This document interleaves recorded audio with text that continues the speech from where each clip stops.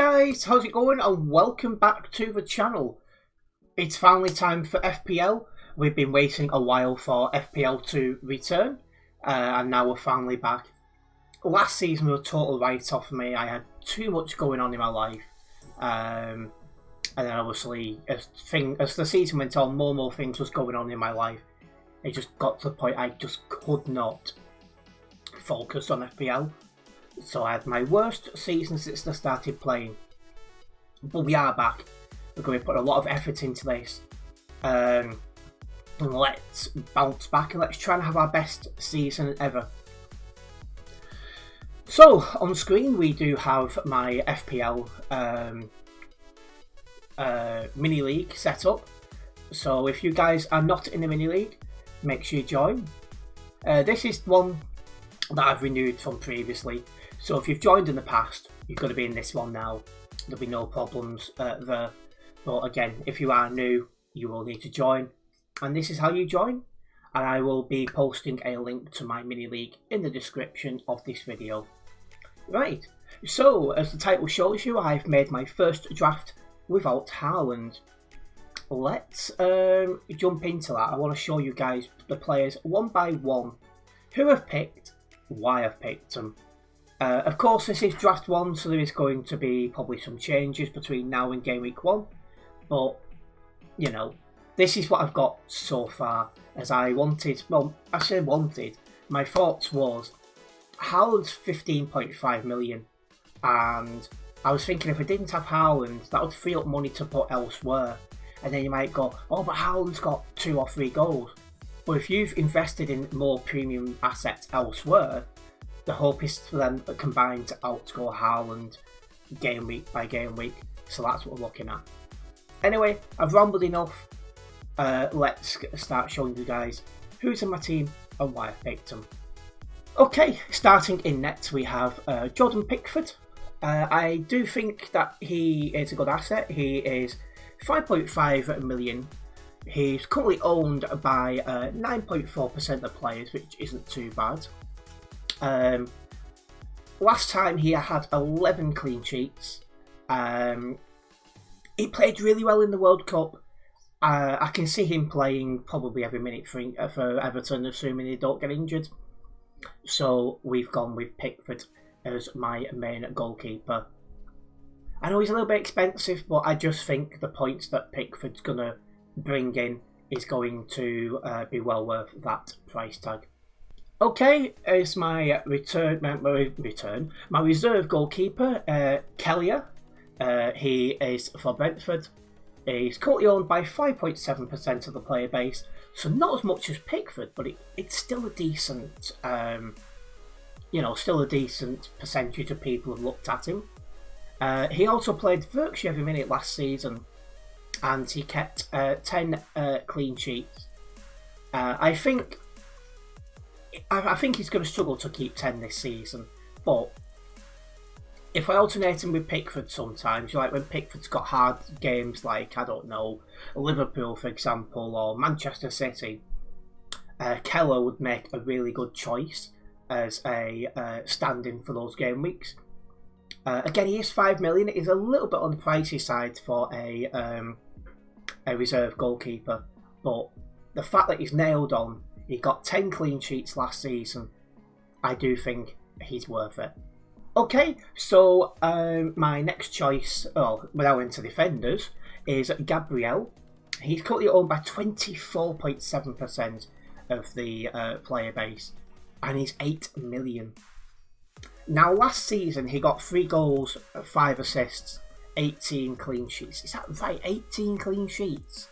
Jeez, I didn't realise he'd get that many clean sheets. He's probably one of those few premium players where you can argue that he's worth having.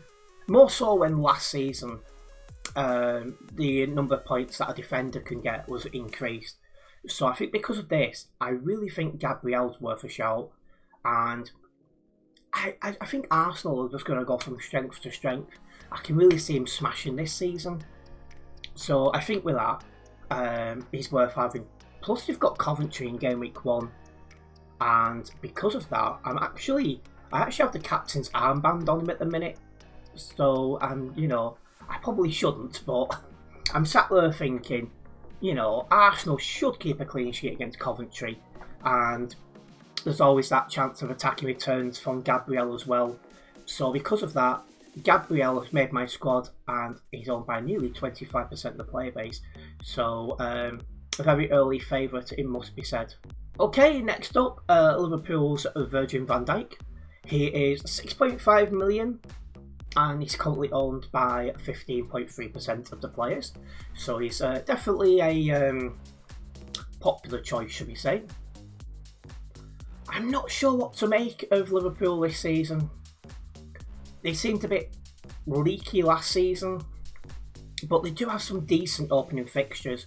Okay, Newcastle maybe not, but Nottingham Forest, Ipswich and Fulham after that, I think, you know, there's definitely chance for some clean sheets there. On top of that, last season he got 6 goals, 1 assist, 10 clean sheets. I just think he's worth taking a punt on, but I will be keeping an eye on him. This is one of those I am a bit nervous about. So he's in my squad for the minute. We're going to see how it goes. Okay, next up in defence we have James Tarkowski. He is 6 million and he's owned by 11% of the player base. Actually higher than I was expecting, I'm not going to lie. Now I've gone with him because I can see Everton being a little bit better this season. I think they're going to play well under Moyes. I really do. And last season he also got 2 goals, 3 assists, 11 clean sheets. And I got some interesting opening games. Crystal Palace, possibly. Bournemouth, maybe not. United, maybe not. Spurs, I'm not sure about. Ipswich, probably clean sheet. So I do think that having an Everton defender is worth it. And it just made the most sense of the ones to go for. So this guy is one of my defenders. Now this is one I'm not 100% sure on. Malik. He played quite a few minutes last season. He's only 5 million, which is one of the reasons I've looked at him. He's only owned by 2.7% of the player base. And he got 4 goals for last season and 5 clean sheets. The only reason I've even considered this guy is the fact he got 4 goals, which for a defender I think isn't too bad. Okay, opening fixture against Liverpool, probably not a good one. Then Tottenham, I don't know how they're going to do. Bournemouth, hit and miss. Then you've got Leeds, and then you've got Hull, which is a shout. So I've definitely got my eyes set there. Okay, so my last defender, and the one who's currently sat on the bench at the moment for the upcoming Game Week 1, as it stands of course, is Matty Cash. He's only 4.5 million, so I didn't think much of Villa's defence last season, but I thought for 4.5 million that'll be a good person to rotate in and out. And he's also owned by 8.7% of the player base, which again is a little bit higher than I'm expecting. Last season he got 3 goals, 3 assists, and he kept 8 clean sheets. Now this one's risky because I've heard, I don't know how true it is, that there's going to be a bit of a mix about with the Aston Villa defenders, where it could get to the point where there's a lot of rotation going on. I've heard that, it makes me concerned, but at the minute I thought someone who was pretty nailed on last season and does have an attacking threat there, I thought for 4.5 million I was like, I'm going to give him a go. It's risky, but I'm going to give him a go. So yeah, he's in the squad, but again, nothing's nailed on. Into midfielders we go, and we have Morgan Gibbs-White for Nottingham Forest. I forgot who he played for a minute then. 8 million, a little bit expensive, but he is owned by 13.2% of the player base at the time of recording. Now last season he got 15 goals and 4 assists. He also kept 10 clean sheets. So again, he's one of them, he's not nailed on, but I thought 19 attacking returns last season for Nottingham Forest, who I don't think played exactly brilliantly. I thought, that's quite good. And he's got hit and miss fixtures, because like Leeds, definitely, I can see attacking returns there. Liverpool, probably not. Tottenham, I don't know about. Villa, possibly. Coventry, definitely. So I thought, because of that, I think he's worth a try. So he's in the squad. Not fully sold on him, but he's more nailed on than some of the people I've already spoken about. Next up, we do have James Garner. So that's now 3 Everton players in the squad. You can tell I'm playing risky, and this is early on. So he's only 6 million, and he's only owned by 4.5% of the player base, 4.1% even. Wake up! He got 2 goals, 7 assists, 11 clean sheets last season. I'm expecting Everton to be a little bit stronger this season, and with Garner played almost all of last season, I'm reckoning that's going to be, I reckon he's worth taking a punt on for that reason. And like I say, if you look at previous seasons, he's got more minutes, except for 24-25. He might have been injured, but I just feel Garner's worth a punt. But again, at 6 million, I'm not fully sold on him, but he makes the squad for now. Okay, next midfielder, Bruno. He's Newcastle United, priced at 7 million, and he's owned by 8.6% of the player base at the moment. So he didn't get all the minutes I would have liked last season. I can't remember if he was injured or not, but he got less minutes than last season, but yet he got more goals, more assists. He got 9 goals, 9 assists last season. And he kept 6 clean sheets as well. And again, he's got a mixed bag opening games. Like Liverpool, probably not. Spurs, possibly. Bournemouth, possibly. Leeds and Hull, I would think so. So, because he's looked more attacking, he's there. But he's someone who I haven't got nailed on. I am going to definitely have good things about it. But for now, he's in the squad. Also making the squad, and he's also down as my vice-captain at the minute for this upcoming game week, is Semenyo. Priced at 8.5 million, which is a little bit on the expensive side. He's owned by 20.2% of the squad. And last season, he got 17 goals, 6 assists, 12 clean sheets. Now, I am nervous on this because when he joined City, his attacking returns reduced a little bit. But he's still got a reasonable number. So, again, he's in the squad.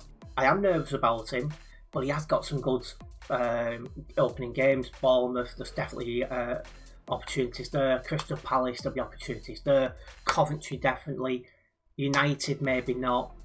Sunderland, there should be. So, because he's got these opening games, I thought, let's give him a chance and see how he gets on.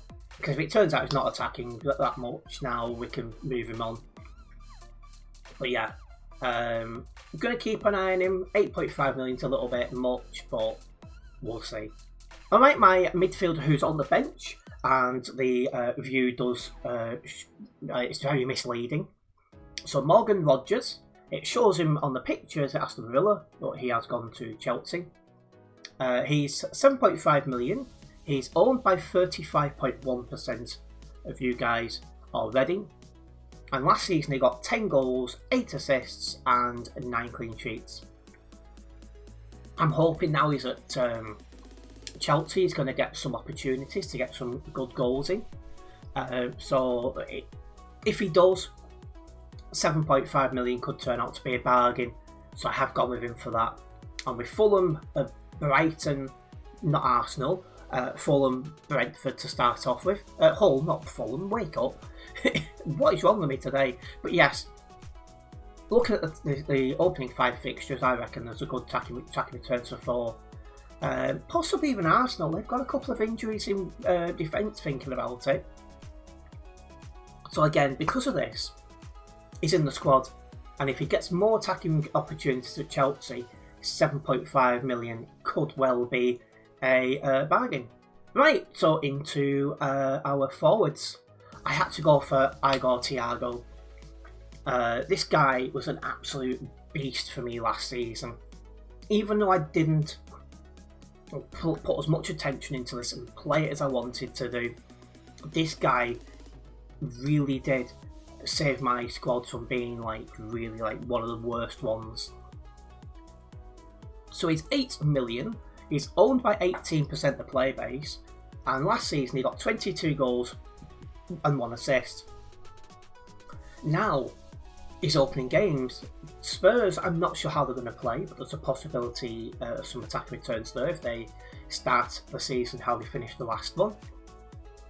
Leeds, definitely attacking returns. Sunderland, definitely attacking returns. Bournemouth, definitely attacking returns. And maybe Chelsea. Because I see Chelsea very attacking, but I don't rate their defence as much as I probably should for a squad, of their calibre. So they've got some really good opening fixtures, and I'm hoping Thiago's going to continue where he left off last season. And for somebody who got 23 attacking returns, I think 8 million is an absolute bargain. So, we're going to keep hold of him for another season, and hopefully he's going to hit form where he left off. Okay, my other forward in the squad for Game Week 1 as it stands, we do have John Pedro. So he's 7.5 million. He's owned by a massive 46.7% of FPL managers right now. Last season, this guy got 15 goals and 9 assists. And I'm sure he was injured for part of the season as well. Back in my mind, he was injured for part of that season as well. So had he not been injured and played all the games through the season, he might have got more than them 24 attacking returns he got. Obviously, Chelsea have made changes. For example, they have brought in Rodgers and stuff. So I'm hoping that's going to help with service up the front. And I'm hoping that Pedro is going to really smash some goals in. So I think he's worth having. I'm going to keep an eye on him. But for 24 attacking returns, 7.5 million, I just feel he's worth a shout. More so of his opening fixtures. Fulham, there's going to be attack returns there. Brighton, there should be. Arsenal, depends how the defence looks. Hull and Brentford, I do think there's attack returns there. And my forward who's currently on the bench for this upcoming game week, Danny Welbeck at Brighton. So he's only 6 million, which I think for the fact he got 13 goals, 1 assists last season, I'd say it's on the cheap side. He's got a mixed bag of opening fixtures. Villa, there's possibility of attacking returns there if I play him. Chelsea, maybe. Leeds and Coventry, there should be. And then Arsenal, probably not. So, yeah, it's one of them. It's a differential. He's only owned by 3.1% of the FPL managers. But the fact he only got 14 attacking returns at 6 million, and he didn't play as many minutes as you would have thought, I thought, let's give him a chance. But again, he's not nailed on. And there we go at the minute. This is the squad that I've got to start off with for Game Week 1 as it stands. This is my first draft. I've not fully nailed on these people for sure, but I thought, let's get a draft out there without Haaland, because without Haaland you can put money in different places. So, yeah.